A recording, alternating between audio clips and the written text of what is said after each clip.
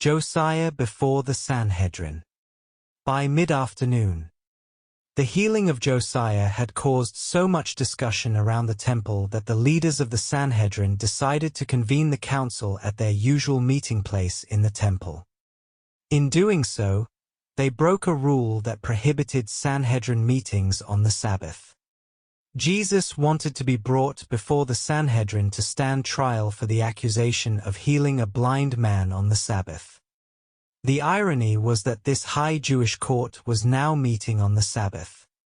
Thus, in their zeal, they broke the very laws they had imposed on themselves. But they did not bring Jesus before them. They did not dare. They did not even dare to summon him as a witness. Instead, Josiah was immediately summoned. After some introductory questions, the spokesman of the Sanhedrin commanded Josiah to tell what had happened to him. After his healing that morning, Josiah had learned that the Pharisees were angry because his healing had occurred on the Sabbath and that this could cause him trouble. But Josiah did not yet realize that he had become a pawn in a conflict between Jesus and the Sanhedrin. So when the Pharisees questioned him, he dryly said, "This man came by, put mud on my eyes, and told me to go wash in Siloam, and now I can see." One of the older Pharisees gave a long speech and finally said, "This man cannot be from God, for he desecrates the Sabbath. He breaks the law by first making mud and then sending this beggar to Siloam, all on the Sabbath. Such a man cannot be a teacher sent by God." Then one of the members of the Sanhedrin, who secretly believed in Jesus, said, "If this man is not sent by God, how can he do these things? We know that someone who is a common sinner cannot do such miracles.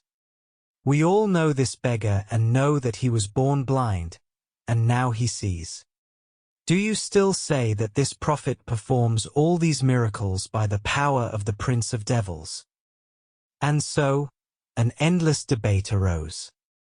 For every Pharisee who dared accuse and condemn Jesus, another stood up to ask difficult questions, causing a serious division.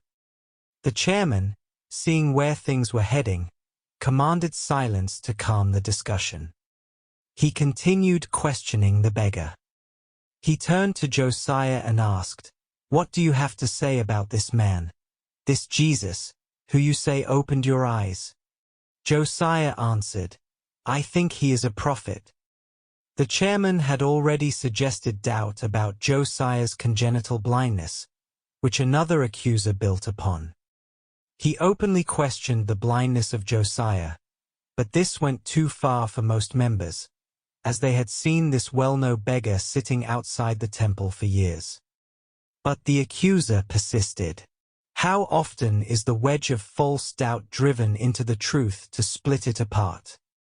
In the ensuing discussion, it was decided to summon his parents to testify.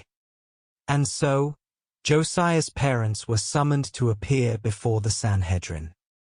Josiah's father knew about the synagogue ban imposed on the followers of Jesus, and he feared being cast out of the community of Israel now that he was involuntarily involved in a trial. When Josiah's parents, poor and frightened people, appeared before the imposing Sanhedrin, they were afraid to speak freely. The court spokesman said to them, "Is this your son? And do we understand correctly that he was born blind? If that is true, how is it that he can now see?" Josiah's father, with the support of his mother, answered, "Yes, this is our son, and he was born blind. But how it is that he can now see, or who it was that opened his eyes, we do not know. Ask him. He is of age. Let him speak for himself." They then called Josiah before them a second time. They were making little progress with their plan to hold a formal trial, and some began to find it strange to do this on the Sabbath. When they summoned Josiah again, they tried to trap him with an authoritative attack tactic. The court chairman addressed the man who had been blind and said, "Why do you not give God the glory in this matter? Why do you not tell us the full truth about what happened? We all know that this man is a sinner. Why do you not see the truth? You know that you and this so-called healer are guilty of Sabbath breaking. Will you not make amends for your sin by acknowledging God as your healer?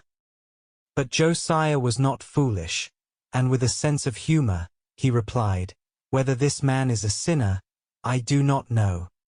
But one thing I do know, until this morning I had never been able to see, and now I can see." Since they could not trap Josiah, they tried to question him further on details, asking questions like, "How exactly did he open your eyes? What exactly did he do to you? What did he say to you? Did he ask you to believe in him?" But Josiah slowly began to realize the injustice of the situation. He was also offended that his blindness had been questioned and found it unbearable that his elderly parents had to testify. He answered impatiently, "I have told you exactly how it all happened, and if you do not believe my testimony, why do you want to hear it again?" Mockingly, he continued, "Do you also want to become his disciples?" When the Sanhedrin saw they were losing control of Josiah, the situation escalated. The leaders rushed at Josiah and angrily shouted, "What do you mean by becoming a disciple of this man? We are disciples of Moses, and we are the teachers of the laws of God. We know that God spoke through Moses, but as for this man Jesus, we do not know where he comes from." But now Josiah had enough. He might have been a simple beggar, but inwardly he had developed a strong sense of justice. He stood on a chair, and his voice filled the entire council chamber. "Listen, you claim to be teachers of Israel, but something fundamental does not add up. You just said you do not know where this man comes from, but you must acknowledge that he has opened my eyes. This miracle cannot be performed by a sinner because God does not listen to the ungodly. God listens only to someone who worships him in truth, someone who is holy and righteous. As far as we know, there has never been anyone in the entire history of mankind who was born blind and has been healed. Look at me and realize what has happened today in Jerusalem. I tell you, if this man were not from God, he could not have done this." The members of the Sanhedrin left the council chamber angrily and confused, and the chairman shouted at Josiah, "You are entirely born in sin, and now you presume to lecture us? Maybe you were not blind at all, and even if your eyes were opened on the Sabbath. This was done by the power of the prince of devils." And they immediately arranged for Josiah to be cast out of the Jewish community. Before the trial began, Josiah had no idea who Jesus was. Most of his bold testimony, which he delivered with holy fervor before the highest court of Israel, developed in his consciousness as the trial unfolded in such an unfair and unjust manner.